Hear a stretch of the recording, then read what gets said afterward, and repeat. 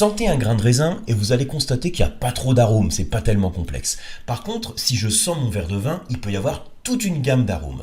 Alors, qu'est-ce qui fait qu'il y a beaucoup plus d'arômes dans le verre de vin? Alors certes, on peut parler de toutes les techniques d'élaboration, les choix de vinification, d'élevage, mais ce sur quoi je veux insister ici, c'est un truc qui me paraît vraiment fascinant. C'est en fait la fermentation. Elle va révéler des arômes qui sont contenus dans le fruit, dans le raisin, mais qui ne peuvent pas se révéler sans la fermentation. En fait, c'est comme si la fermentation, elle allait révéler tout le potentiel aromatique qu'on a dans la baie de raisin. Ce qui se passe en fait, il faut penser que dans la baie de raisin, vous avez des molécules qui ne sont pas des arômes parce qu'elles ne peuvent pas voler. C'est des molécules qui vont donner des arômes, donc on appelle ça des précurseurs d'arômes, mais ces molécules, elles sont liées à un sucre du raisin. Et c'est comme si ça les empêchait de voler. Et la fermentation alcoolique, qu'est-ce que c'est? Ça va être la transformation des sucres en alcool, et donc on va rompre cette liaison entre la molécule et le sucre.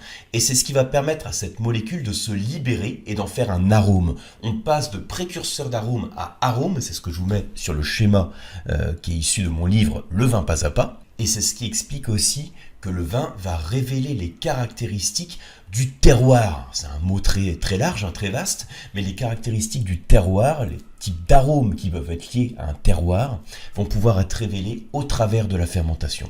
J'en parle en détail dans mon livre Le vin pas à pas, dont la 2e édition vient juste de sortir.